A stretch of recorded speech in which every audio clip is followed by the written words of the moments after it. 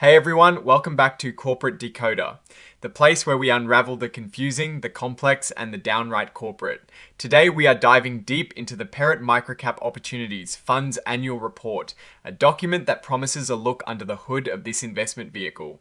Get ready, because sometimes the most interesting stories are in the numbers, and we've got plenty of those to unpack. And hey, before we jump in, if you love getting these no-nonsense breakdowns of corporate filings, make sure you are subscribed to the channel.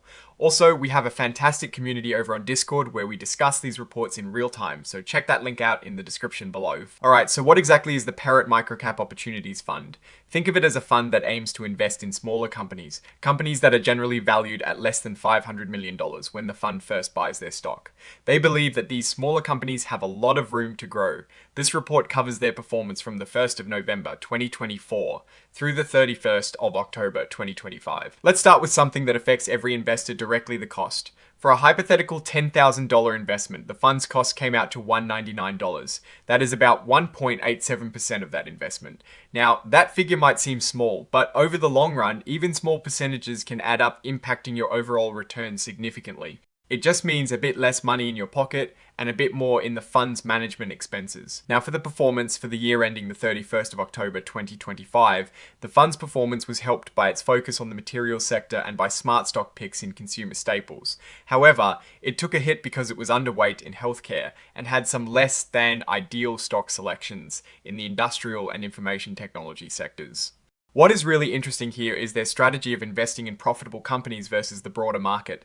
The fund tended to invest in companies with positive earnings, standing at about 61%. Compare that to the Bloomberg US MicroCap Total Return Index, which was only at about 24% in profitable companies.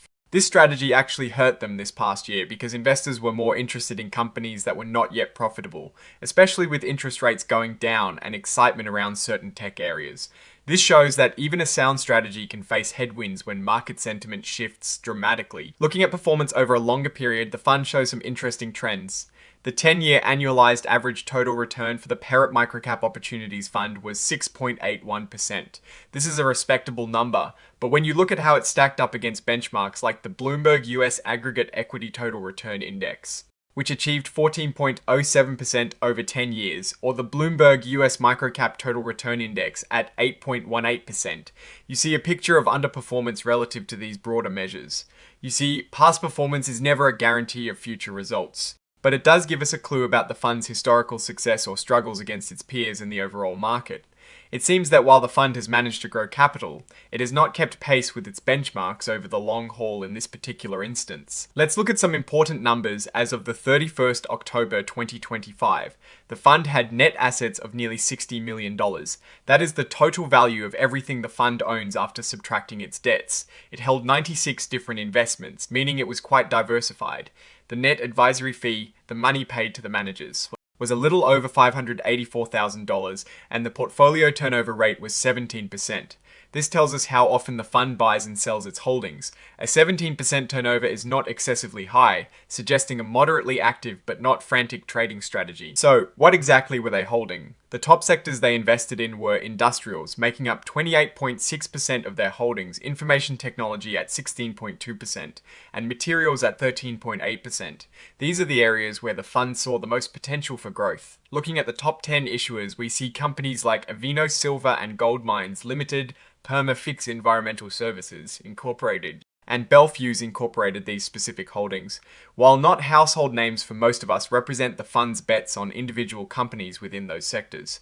The fact that they are concentrated in certain sectors suggests a strategic focus, but also perhaps a potential vulnerability if those sectors face downturns. Now, here is a significant piece of news: the fund announced a planned merger with the North Star MicroCap Fund. This was announced on the 28th of November 2025, and is expected to close at the end of February 2026, pending shareholder approval after the merger. The North Star MicroCap Fund will be the one that continues to operate. This is a pretty big deal for the fund's structure and future direction. Mergers can often signal a strategic shift or an effort to achieve economies of scale. The report also mentions that the fund has a code of ethics for its top executives. Good to know they have some rules in place to guide their behaviour, and important to note they haven't made any big changes to these rules or granted any special exceptions during this reporting period. Interestingly, the report states that the fund does not have a dedicated audit committee financial expert on its board. However, they assure us that the board members have enough financial knowledge to do their jobs. This is something to consider while they say the board is capable. Having a specialist might offer an extra layer of oversight. Let's talk about the auditors. The accounting firm Cohen & Company Limited billed the fund for audit and tax services. For the year ending the 31st of October 2025, audit fees were about $15,250 and tax fees were around $3,750. These numbers seem fairly standard for a fund of this size. We do not see any significant issues where the auditors were performing a lot of non-audit services that could potentially create a conflict of interest. Moving on to the actual investments themselves. The schedule of investments is where we see the nitty-gritty of what the fund holds. Remember that 93% of the fund was in common stocks. Some of the top sectors were industrials at 28.6%, information technology at 16.2%, and materials at 13.8%, as we saw earlier within the common stocks.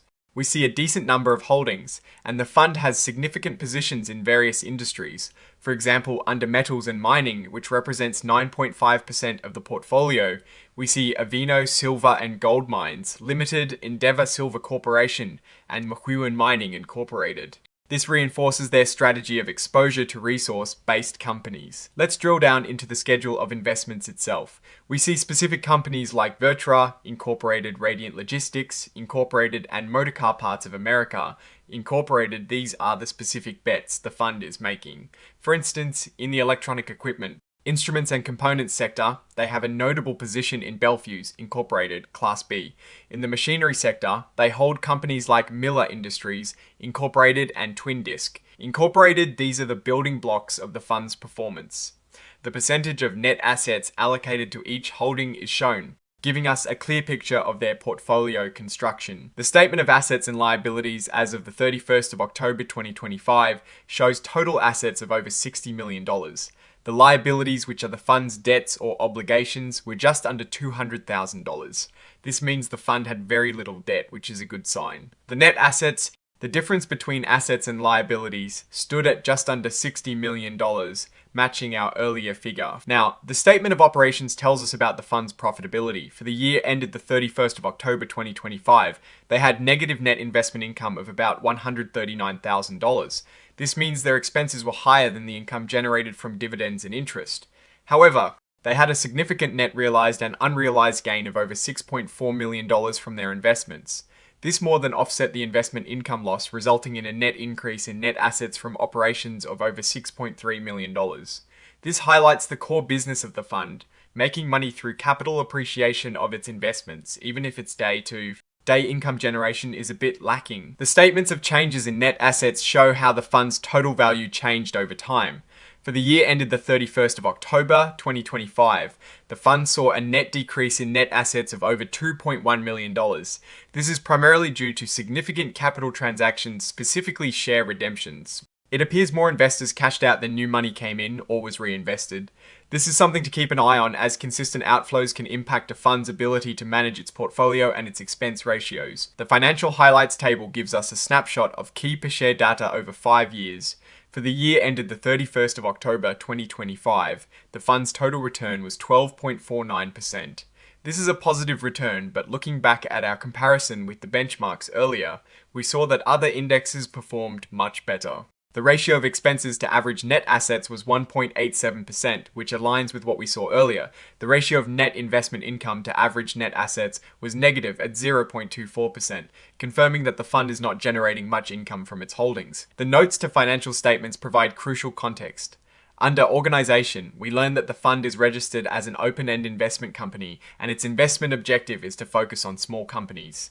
The summary of significant accounting policies outlines how they value their investments, dealing with issues like non-marketable securities. The security valuation section details their approach to fair value using level 1, 2, and 3 inputs. It is good to see they are transparent about how they value their assets, especially for those less liquid investments. Under investment transactions, we see that for the year ended the 31st of October 2025, the fund purchased about $9.3 million in other securities and sold over $20.8 million. This shows a net outflow of capital from their investment activities, consistent with the decrease in net assets from capital transactions. The Federal Income Tax Matters section gives details about the tax components of the fund's earnings. It shows distributable earnings were over $27.9 million. The fund did not have any capital loss carryforwards, meaning they had no losses to offset future gains. They also paid out long-term capital gains distributions in November 2025. The report of independent registered public accounting firm from Cohen & Company Limited confirms that the financial statements present fairly, in all material respects, the financial position of the fund. It also notes that they have served as the fund's auditor since 2009, which suggests a long-standing relationship. The additional information section provides details on qualified dividend income and dividends received deductions for shareholders. For this fund, the percentage of qualified dividend income was 0.00%, and the dividends received deductions were also 0.00%. This means that for individuals and corporations holding this fund, there were no particularly tax-advantaged distributions from investment income itself. Lastly, the privacy policy outlines how they handle your personal information collected from applications and transactions. They state they do not share non-public personal information with non-affiliated third parties, except where legally permitted, like with their transfer agent. So, what is my take on this report? The Perritt MicroCap Opportunities Fund is clearly focused on a specific niche, investing in smaller companies. Their strategy of overweighting profitable companies is generally sound, but it clearly backfired this past year due to market sentiment favoring less profitable, high-growth companies. The fund's performance, while positive over the year, significantly lagged behind its benchmarks in the longer term, both 1 year and 10 years. The recent announcement of a merger with the North Star MicroCap Fund is a critical development and will reshape the fund's future. The decrease in net assets from capital transactions, driven by share redemptions, is a concern. It suggests investors might be losing confidence or reallocating assets elsewhere. While the fund has low debt and a clear valuation process, the consistent underperformance against benchmarks and investor outflows raise questions about its future direction and ability to generate alpha in its chosen sector. Alright? That is our deep dive into the Perritt MicroCap Opportunities Fund's latest annual report. What are your thoughts on their strategy and performance? Do you think the upcoming merger will be a positive step? Let me know your takes in the comments below. If you found this breakdown helpful, please give this video a like and subscribe for more corporate intelligence. And hey, don't forget to join our Discord community. The link is right there in the description. Thanks for watching Corporate Decoder, and we will see you in the next one.